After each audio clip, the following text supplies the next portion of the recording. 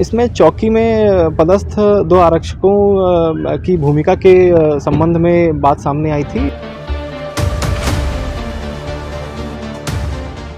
नमस्कार, मैं हूं देवेंद्र पटेल और आप देख रहे हैं सत्य कथा स्टोरीज। आज की सत्य कथा प्यार की नहीं है, आज की सत्य कथा है प्यार के नाम पर बिछाए गए उस जाल की, जिसमें फंसते ही सबसे पहले इज्जत, आजादी और जिंदगी तीनों दांव पर लग जाती है।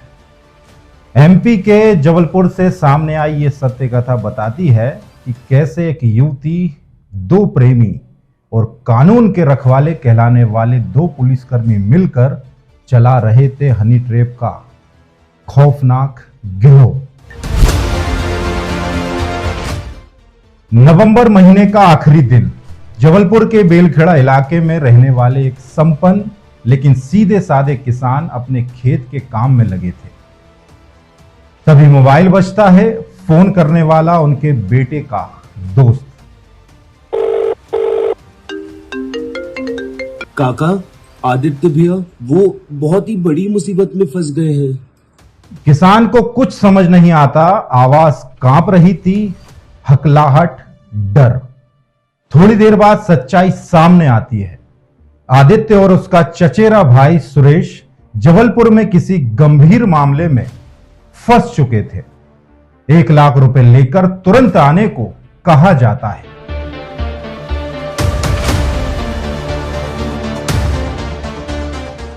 अब सोचिए, एक पिता के लिए इससे बड़ा झटका क्या हो सकता है। बिना पूरी बात समझे 1 लाख रुपए की मांग। लेकिन कहानी यहां खत्म नहीं होती। असल खेल तो अब शुरू होता है। किसान अपने परिचित के साथ शताब्दीपुरम के उस क्वार्टर पर पहुंचता है। अंदर का नजारा चौंकाने वाला। 2 युवक, 1 युवती और यादव कॉलोनी चौकी के 2 पुलिस आरक्षक, सचिन और सिद्धार्थ। पुलिस का आरोप, आपके बेटे ने इस युवती से बलात्कार किया है। और फिर सौदा 1 लाख दो, मामला खत्म। नहीं तो FIR, गिरफ्तारी और जेल।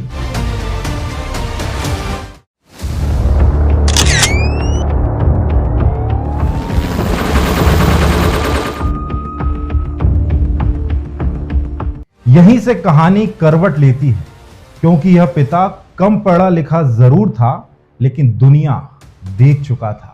उसे समझ आ गया, ये कोई रेप केस नहीं, ये है हनी ट्रैप।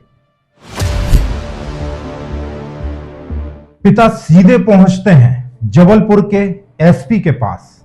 पूरी कहानी, नाम, पुलिस कर्मियों की भूमिका, सब कुछ।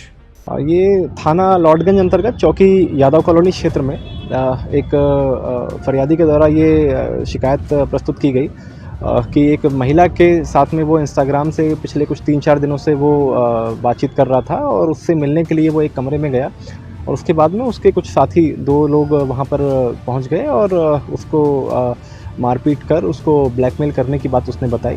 इस घटना पर थाना लॉर्डगंज में अपराध पंजीबद्ध किया गया है और जो तीनों आरोपी हैं, महिला रागिनी शर्मा, आरोपी विवेक तिवारी और साहिल वर्मन, इनकी गिरफ्तारी की गई है। वरिष्ठ अधिकारियों तक मामला पहुंचते ही पूरा जाल बिखरने लगा। टीम भेजी गई, क्वार्टर पर छापा और कामिनी शर्मा गिरफ्तार, साथ में साहिल और विवेक तिवारी। कामिनी शर्मा उम्र 22 से 23 साल, नरसिंहपुर जिले के करेली की रहने वाली। 3 महीने पहले आई जबलपुर, किराए का कमरा शताब्दीपुरम। यहीं उसकी दोस्ती होती है साहिल से, विवेक से, दोनों से नजदीकियां। जब सच्चाई सामने आई तो लड़ाई नहीं, साझेदारी हुई। पैसों की जरूरत बढ़ी और जन्म हुआ हनी ट्रैप गेम का। लेकिन शिकार कैसे चुना जाता था और जाल कैसे बुना जाता था। आदित्य जवान, अविवाहित और सोशल मीडिया पर एक्टिव। एक दिन इंस्टाग्राम पर रिक्वेस्ट आती है, साधारण सी लड़की, ना कोई शक, ना कोई डर। धीरे धीरे चैट, कॉल, भावनात्मक बातें, अकेलेपन की कहानी, फिर सीधा प्रस्ताव, मिलना है, वो भी शारीरिक संबंध के लिए। कामिनी का घर आदित्य के साथ सुरेश भी। बियर, चिकन और फिर कामिनी का असली रूप। जैसे ही पल बदला, आरोप लगा तुमने मेरे साथ रेप किया। चीख, फोन, साहिल विवेक की एंट्री, मारपीट, धमकी और फिर पुलिस।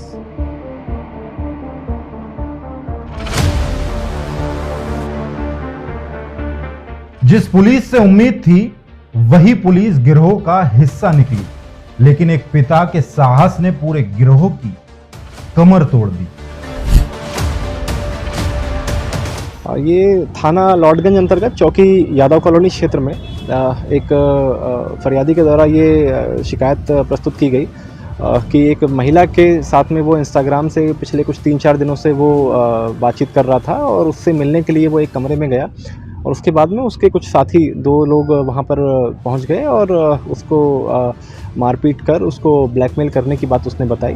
इस घटना पर थाना लॉर्डगंज में अपराध पंजीबद्ध किया गया है और जो तीनों आरोपी हैं, महिला रागिनी शर्मा, आरोपी विवेक तिवारी और साहिल वर्मन, इनकी गिरफ्तारी की गई है और इनसे पूछताछ की गई, जिसमें ये मामला सामने आया कि इसको जो फरियादी है उसको एक झूठे मामले में फंसाने को लेकर ब्लैकमेल किया जा रहा था और उससे रुपयों की मांग की जा रही थी। ये बात बताया गया है कि 1 लाख रुपए की मांग उसके द्वारा की गई थी रिपोर्ट ना करने के एवज में। उस जो फरियादी है उसकी रिपोर्ट पर ये मामला पंजीबद्ध किया गया और जो आरोपी हैं उनके मोबाइल जब्त किए गए हैं। इसमें चौकी में पदस्थ 2 आरक्षकों की भूमिका के संबंध में बात सामने आई थी। मोबाइल जब्त, चैट्स, फोटो, वीडियो, कई और शिकारों के संकेत, दोनों कांस्टेबल लाइन अटैच।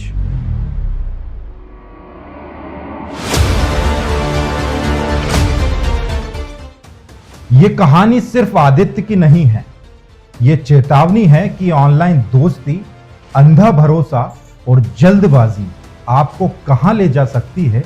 अगर आप या आपका कोई परिचित ऐसी किसी साजिश का शिकार हुआ हो तो चुप ना रहें।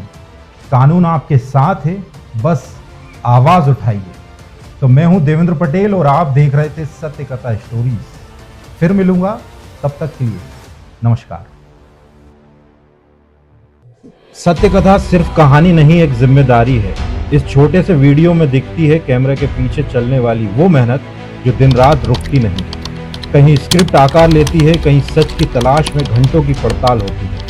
हर शब्द परख से गुजरता है, हर तथ्य की दोबारा पुष्टि होती है, क्योंकि सत्य कथा का मकसद मनोरंजन नहीं, आपको सतर्क और जागरूक करना है। अगर आप आज सच देख पा रहे हैं तो उसके पीछे हमारी पूरी टीम की मेहनत है। देखिए, समझिए और सतर्क रहिए। यही है सत्य कथा।